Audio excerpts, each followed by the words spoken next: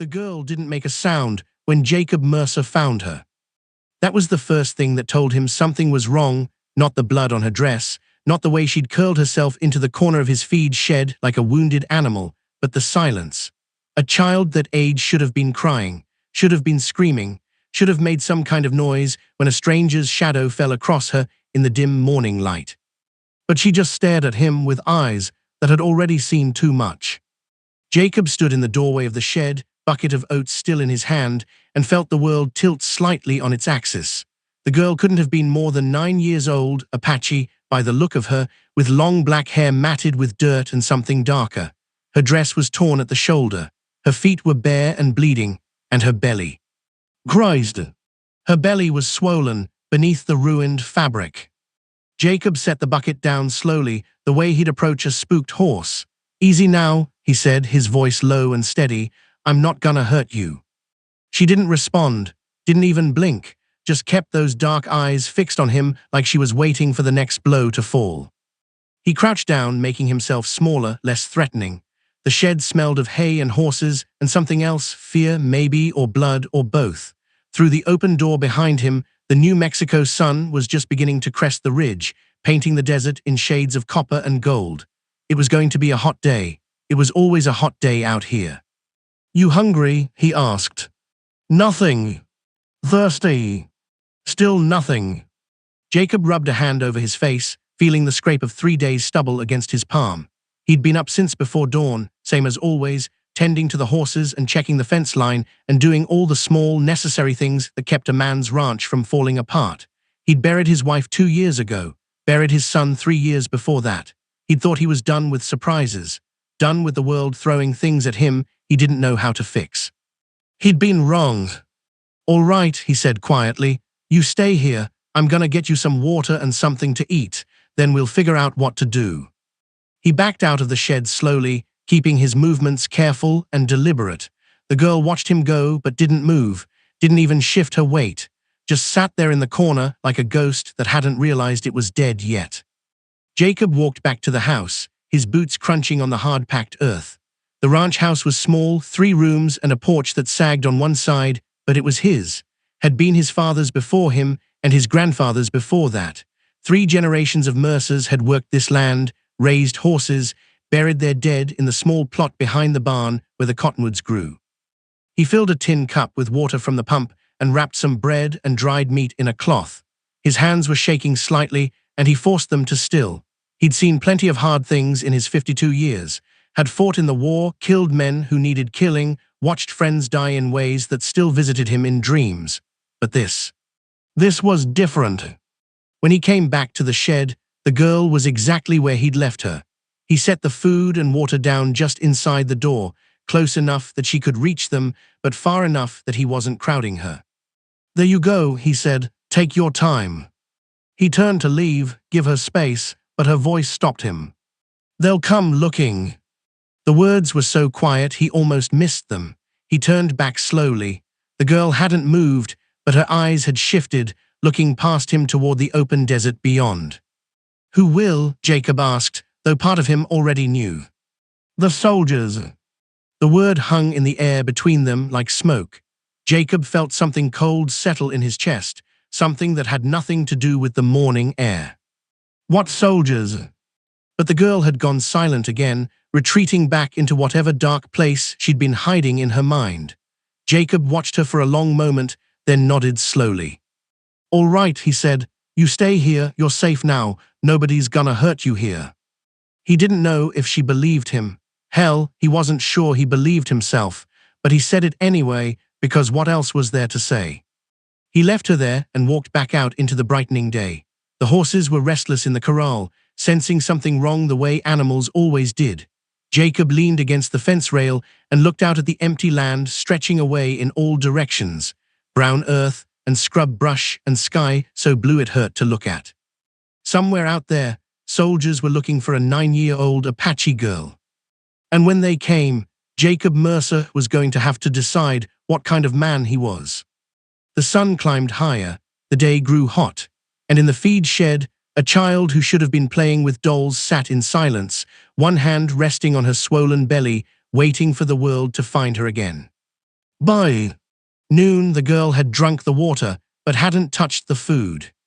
Jacob had spent the morning working, or trying to, mending a section of fence that didn't really need mending, grooming horses that were already groomed, anything to keep his hands busy while his mind worked through the problem. Because it was a problem, the kind that didn't have easy answers. He could ride into town, tell Sheriff Booker what he'd found. That was the law-abiding thing to do, the safe thing. But Jacob had known Tom Booker for 20 years, and he knew exactly what the man would do: send word to Fort Union, let the army handle it. And if the army was what the girl was running from. He drove another nail into the fence post, harder than necessary. Around 2 in the afternoon, he heard hoofbeats. Jacob straightened, hammer still in his hand, and watched 3 riders crest the ridge to the east. They were too far away to make out details, but the sun glinted off something metal, belt buckles, maybe, or buttons, uniform buttons. He set the hammer down carefully and walked back to the shed. The girl was standing now, pressed against the back wall, her whole body rigid with terror. She'd heard them too. "Get in the house," Jacob said quietly. "Back bedroom under the bed. Don't make a sound." For a moment he thought she wouldn't move, thought fear had rooted her in place. But then she darted forward, quick as a rabbit, and ran for the house. Jacob watched her disappear inside, then turned to face the approaching riders.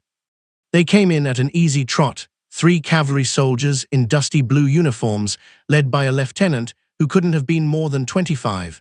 Too young to have that look in his eyes, Jacob thought, the look that said he'd done things he couldn't take back. "Afternoon," the lieutenant said, reining in his horse. He didn't dismount. "I'm Lieutenant Carson, Fort Union. We're looking for a girl, Apache, about 9 years old. May have come through here." "Lot of empty land out here," Jacob said mildly. "Could have gone anywhere." "Could have." Carson's eyes moved past Jacob to the house, the barn, the shed. "Mind if we look around?" "I do, actually." The words came out harder than Jacob had intended. The 2 soldiers flanking Carson shifted in their saddles. One of them, a corporal with a scar across his cheek, let his hand drift toward the pistol at his hip. Carson smiled, but it didn't reach his eyes. "We're just trying to find the girl, Mr. Mercer, Jacob Mercer, and I'm telling you I haven't seen any Apache girl." "She's dangerous," Carson said. "Diseased, carrying sickness. We need to find her before she spreads it to white settlements." Jacob looked at the lieutenant for a long moment, at the lie sitting so easy on his tongue, at the way the other 2 soldiers wouldn't quite meet his eyes. "That's so," Jacob said flatly. "That's so." Carson gathered his reins. "If you do see her, you send word to the fort. There's a reward, $50 for information leading to her recovery."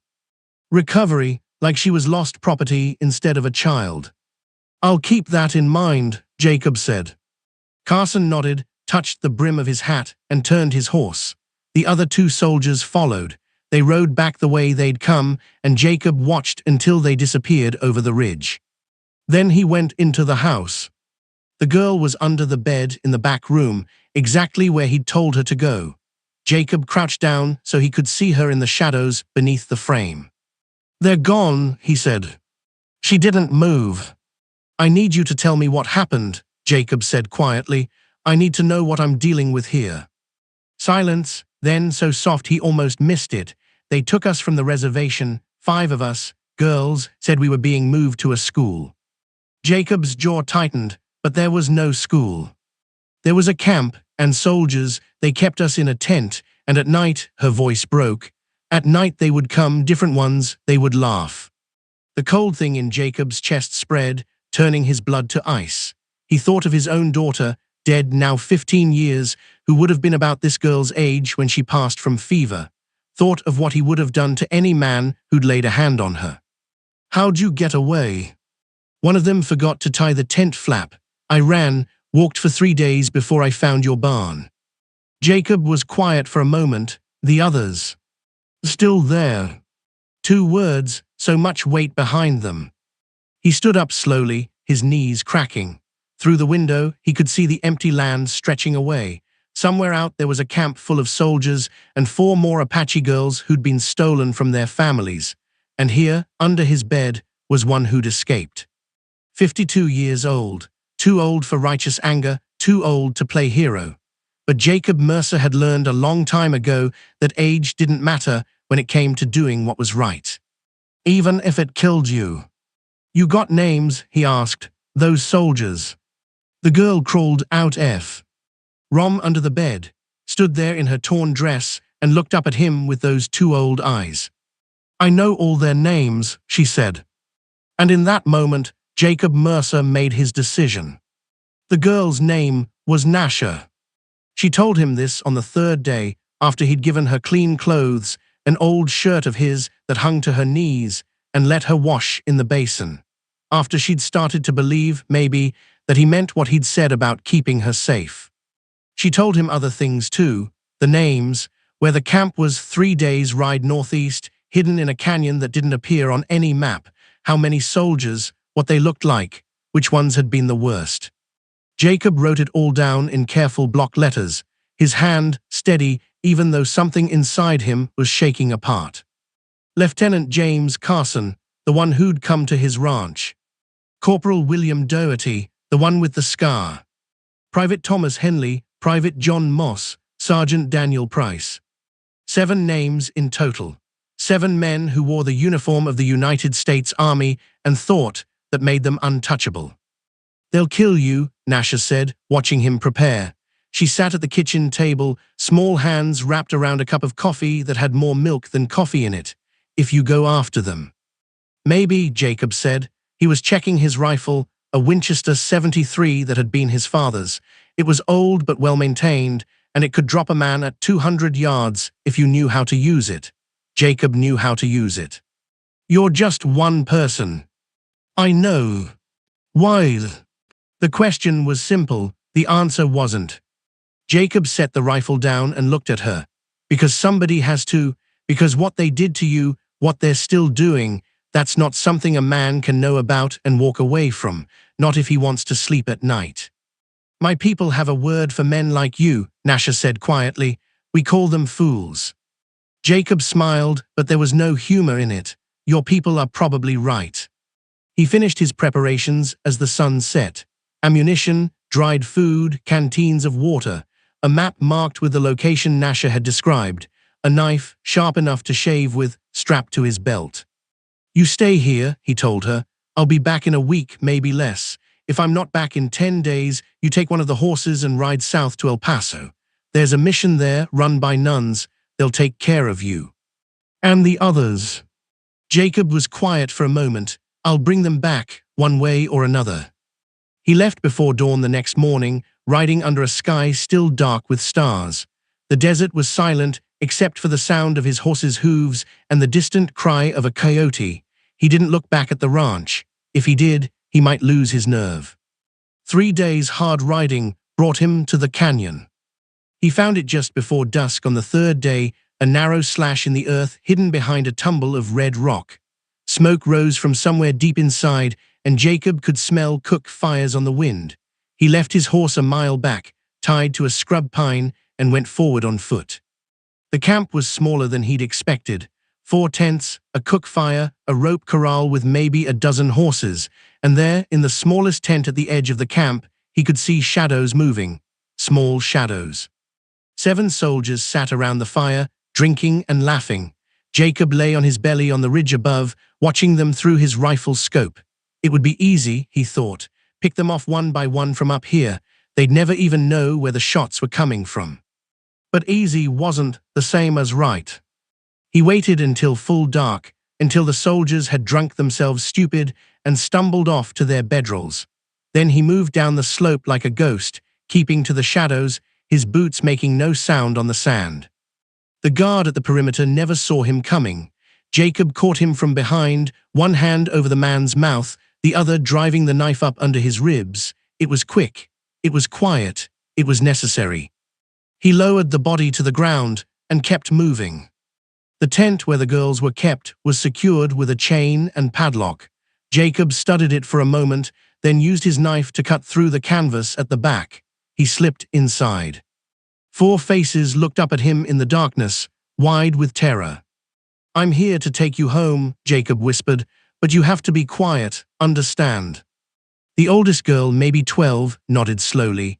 Jacob cut through the ropes binding their wrists and led them out through the hole in the tent. They moved like ghosts through the camp, past the sleeping soldiers, past the dying fire. They were almost to the edge of camp when someone shouted. Jacob turned and saw Lieutenant Carson stumbling out of his tent, pistol in hand. Their eyes met across the fire. "You," Carson said. "Me," Jacob agreed. He brought the rifle up and fired in one smooth motion. The shot caught Carson in the chest and knocked him backward into the tent. Then all hell broke loose.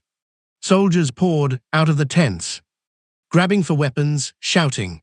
Jacob fired twice more, dropped Corporal Doherty, winged another man he didn't know. Then he grabbed the oldest girl's hand and ran. Bullets kicked up sand around their feet. Someone was screaming. The horses in the corral were panicking, rearing and kicking. Jacob and the girls made it to the rocks at the canyon edge and scrambled up, half climbing, half crawling. Behind them, the camp was chaos. Ahead of them was darkness and desert and maybe, if they were lucky, survival. Jacob didn't look back. He just kept climbing, one hand pulling the girls up after him, the other holding his rifle. His heart hammered in his chest, blood roared in his ears. But somewhere underneath the fear and the adrenaline was something else. Righteousness. They made it maybe 5 miles before they had to stop. The girls were exhausted, running on fear and empty stomachs, and the youngest one, no more than 7, collapsed in the sand and couldn't get up.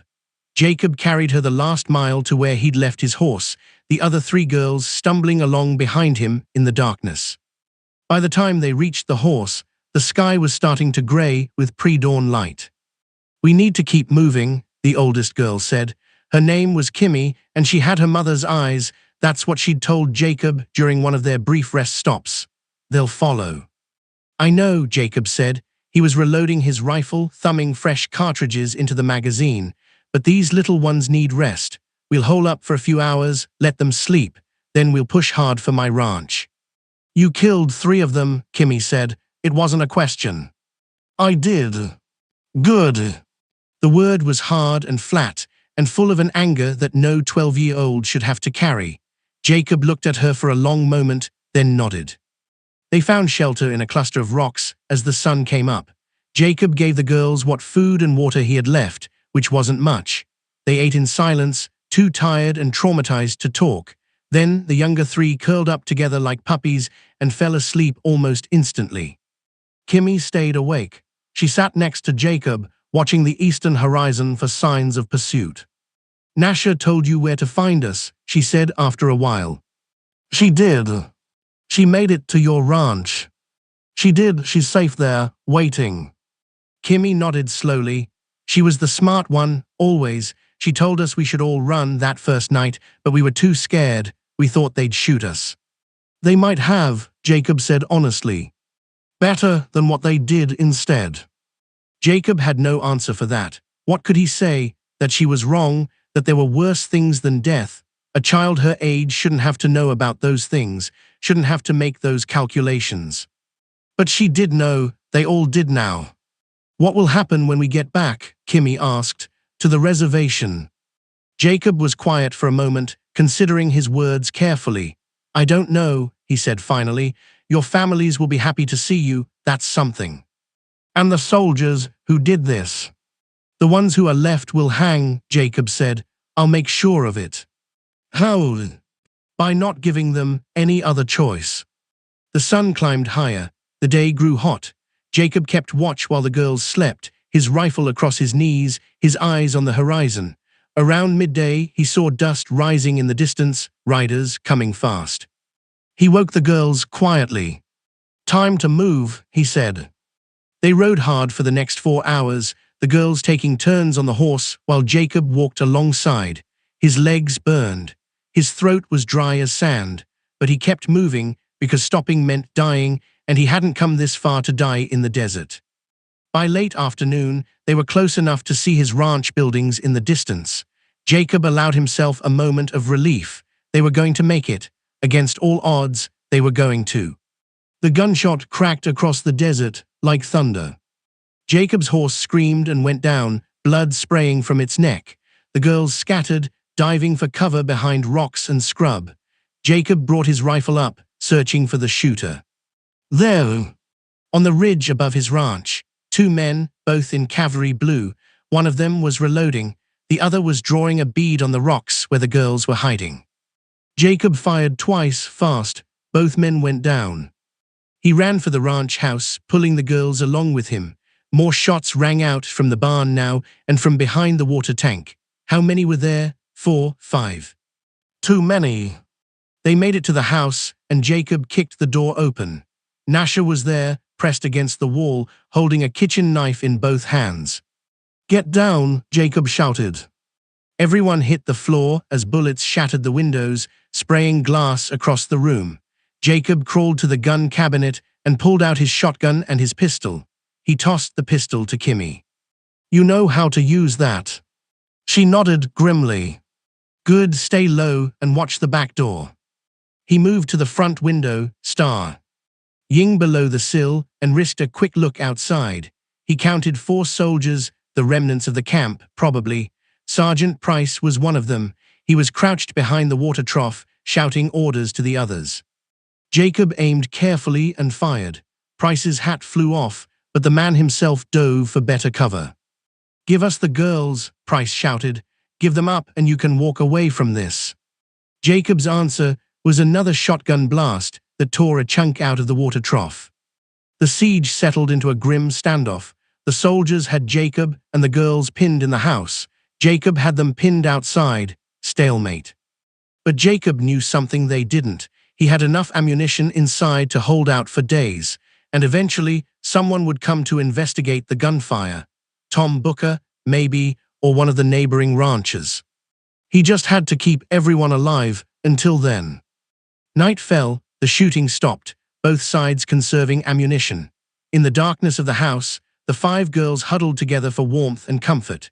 Jacob watched them from across the room, 5 children who should have been playing and learning and living, instead sitting in the dark waiting to see if they'd survive until morning.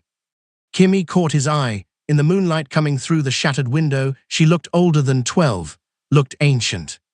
Thank you, she said quietly. Jacob nodded. Get some sleep, I'll keep watch. Will we make it? He wanted to lie, wanted to tell her everything would be fine, but she deserved better than lies. I don't know, he said, but I promise you this, they'll have to go through me first. It was the only promise he could make. The attack came just before dawn. Jacob heard them coming, the soft crunch of boots on sand, the whisper of movement. He was at the front window in an instant, shotgun ready. 4 shadows moved through the grey pre-dawn light, converging on the house from different angles. Smart, professional, these were men who'd done this before. Jacob aimed at the nearest shadow and fired. The shotgun's roar shattered the silence. The shadow fell. The other 3 scattered, returning fire, and suddenly the house was full of noise again, bullets punching through walls, glass breaking, the girls screaming. Stay down, Jacob shouted. He dropped the shotgun and grabbed his rifle, firing through the window at muzzle flashes in the darkness. 1, 2, 3 shots. He heard a cry of pain. Then silence. Jacob waited, counting his heartbeats. 5, 10, 15. Mercer. Sergeant Price's voice, coming from behind the barn. You can't win this, you're one man.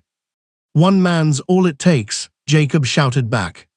For what? To die protecting Apache whores. Jacob didn't answer, didn't need to. He'd said everything that mattered with his bullets. All right then, Price called. Have it your way. The barn door opened. Price stepped out into the open, both hands visible. No weapon drawn. Behind Jacob, Kimmy hissed a warning, but Jacob held up a hand for silence. Price walked slowly toward the house, stopping maybe 50 feet away, close enough to talk, close enough to shoot, if it came to that. I'm done with this, Price said. He sounded tired, sounded old. Carson's dead, Doherty's dead, 3 others dead, all this over some Indian girls who nobody will miss. I'll miss them, Jacob said quietly. Price laughed, but there was no humor in it. You're not going to win this. Even if you kill me, more will come. The army doesn't forget. You've made yourself an enemy, Mercer. Then I'll die an enemy.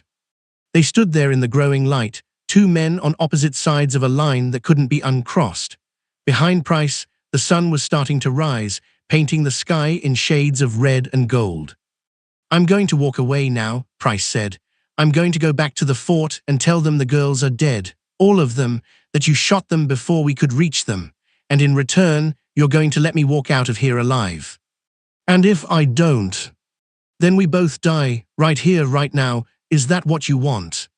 Jacob was quiet for a long moment, his finger resting on the trigger. It would be easy, one shot, end it clean. But easy wasn't always right.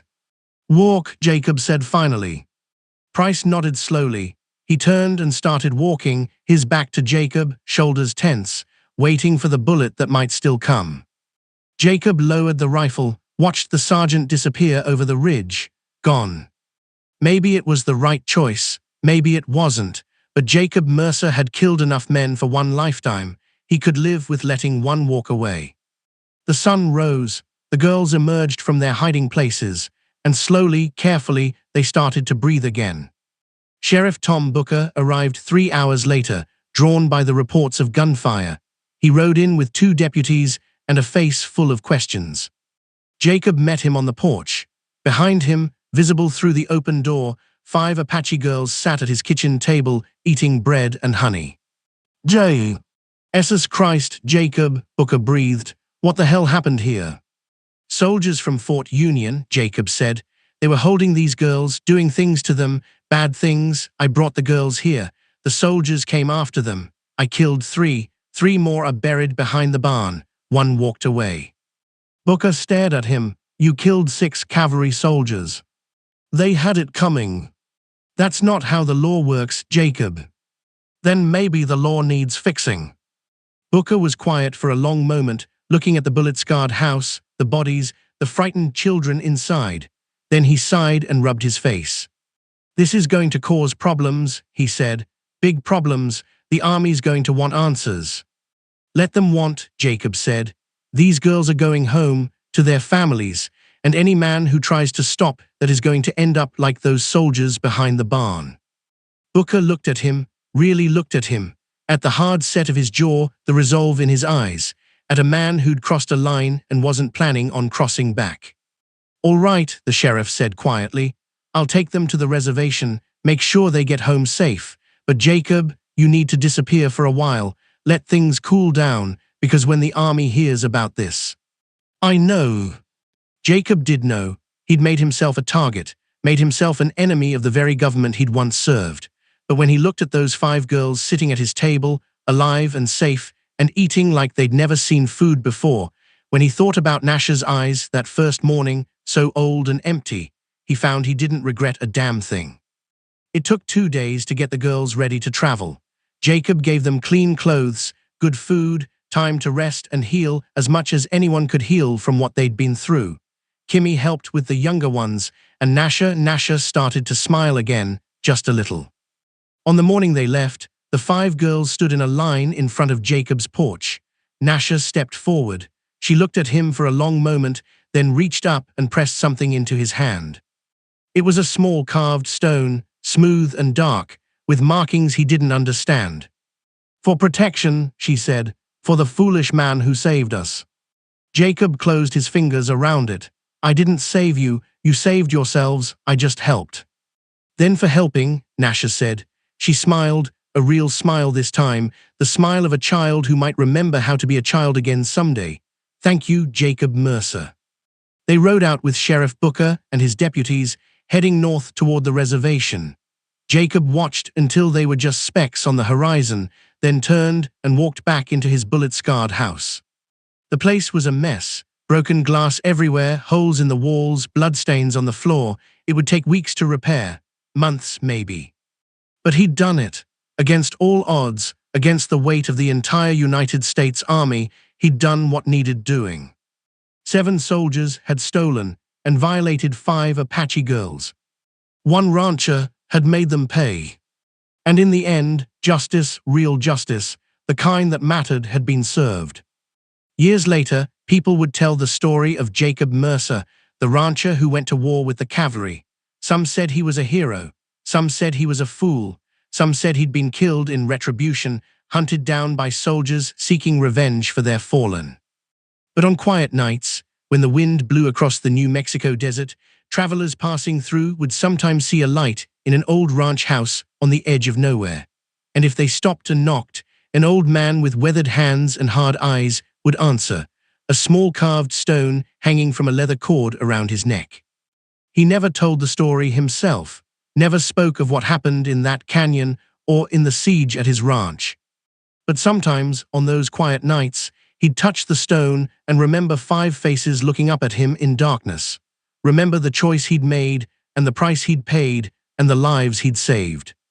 And he'd know, deep in his bones, that he'd do it all again. The wind would blow, the desert would whisper its secrets to the stars.